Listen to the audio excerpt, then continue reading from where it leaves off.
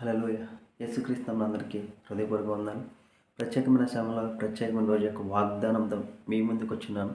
దేవుడు ఈరోజు మనకు అనుగ్రహించిన వాగ్దానము ఆదికాండము 28వ అధ్యాయం 15వ వచనం చదువుకుందామా.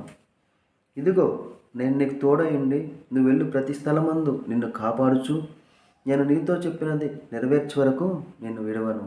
హల్లెలూయా. మరలా చదువుకుందాం. ఇదిగో నేను నీకు తోడయుండి నువ్వు వెళ్ళు ప్రతి స్థలమందు నిన్ను కాపాడుచు నేను నీతో చెప్పినది నెరవేర్చే వరకు నిన్ను విడవను. హల్లెలూయా. ఈ వాగ్దానంతో మనం దీవించబడను గాక, ఈ వాగ్దానంతో మనం ఆశీర్వదించబడను గాక. ఎప్పుడైతే ఆయన వాగ్దానం పట్ల మనం అడుగుతామో అడిగిన సమస్తాన్ని దేవుడు మనకి ఇవ్వడానికి సిద్ధంగా ఉన్నాడు. ఏమన్నాడు? మనకి ఇచ్చిన వాగ్దానం ఏంటి? మనకు తోడేంటో అన్నాడు, మనల్ని కాపాడుతా అంటున్నాడు, మనతో చెప్పినది నెరవేర్చే వరకు. ఏమని చెప్పాడు? సమస్తానికి వారసులుగా మనల్ని చేస్తా అంటున్నాడు. నువ్వు ఈ పరిస్థితిలో ఉండడానికి వీల్లేదు, నువ్వు రాజకుమారుడిలా ఉండడానికి నేను చూస్తాను అంటున్నాడు. అటు రీతిగా ఆయన చెప్పింది నెరవేర్చే వరకు మనకు తోడుగా ఉంటా అంటున్నాడు. కాబట్టి ఆయన వాగ్దానం వైపు చూడు.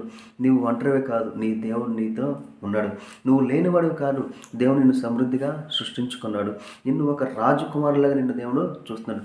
కాబట్టి ఈ వాగ్దానాన్ని పట్టుకుని నీ సమస్య ఏదైతే ఉందో ఆ సమస్యతో నువ్వు ప్రార్థన చేస్తావో ఆ వాగ్దానం ద్వారా నువ్వు ఈరోజు ఆ సమస్య నుండి బయటికి రాబోతున్నావు. హల్లెలూయా.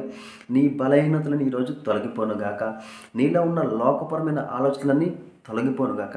ఎప్పుడైతే ఆయన వైపు చూసి నువ్వు అడుగుతావో, నాజరేయుడైన యేసుక్రీస్తు నామములో నువ్వు ఎప్పుడైతే అడుగుతావో అడిగిన సమస్తాన్ని నువ్వు పొందుకోబోతున్నావు. ఎలా అడగాలి? నీకు ఏదైతే అనారోగ్యం ఉందో యేసు పొందిన గాలిలో నాకు స్వస్థత కలుగునుగాక. అట్టి రీతిగా నాజరేయుడైన యేసుక్రీస్తు నామములో నా అప్పు ఐశ్వర్యంగా మారునుగాక. ఎప్పుడైతే ఆయన నామం పట్టుకుని ఇచ్చిన వాగ్దానాన్ని నువ్వు అడుగుతావో దేవుడు ఈరోజు నీ జీవితంలో కార్యము చేయబోతున్నాడు. కాబట్టి ఈరోజు ఈ వాగ్దానం పట్టుకుని నీకున్న సమస్యలన్నీ నీ హృదయంలో ధ్యానించుకుని ఇప్పుడు జరిగే ప్రార్థనలు ఏకీభవిస్తావో దేవుడు నేను ప్రతి విషయంలో బయటకు తీసుకురాబోతున్నాడు. హల్లెలూయా. ప్రార్థన చేసుకుందామా. స్తోత్రం స్తోత్రం మహాప్రేమ గల తండ్రి, నీకే వందనాలు స్తోత్రాలు చెల్లించుకున్నాం దేవా. ఇచ్చిన వాగ్దానాన్ని బట్టి నీకే కోట్ల స్తోత్రాలు చెల్లించుకున్నాం దేవా. ఎవరెవరు తండ్రి ఏదైతే అవసరం ఉన్నాయో తండ్రి, మాకైతే సమస్తం తెలియదు, మీరు సమస్తం తెలుసుకున్నారు తండ్రి. కావాల్సిన ప్రతి ఒక్కరికి కావాల్సిన ప్రతి ఒక్క సహాయాన్ని అందచేయండి తండ్రి.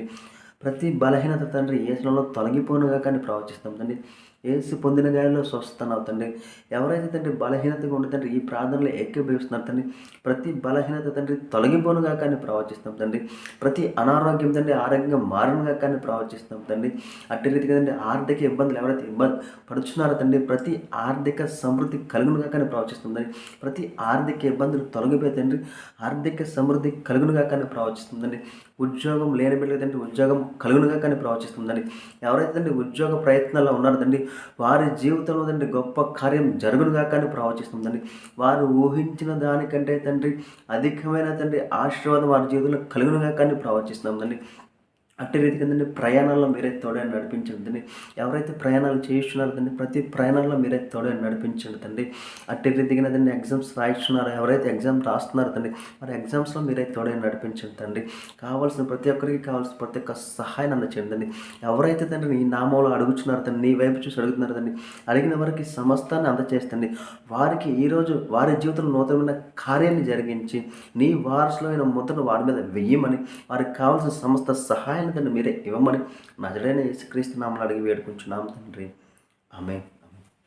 అందరికీ హృదయపూర్వక వందనాలు.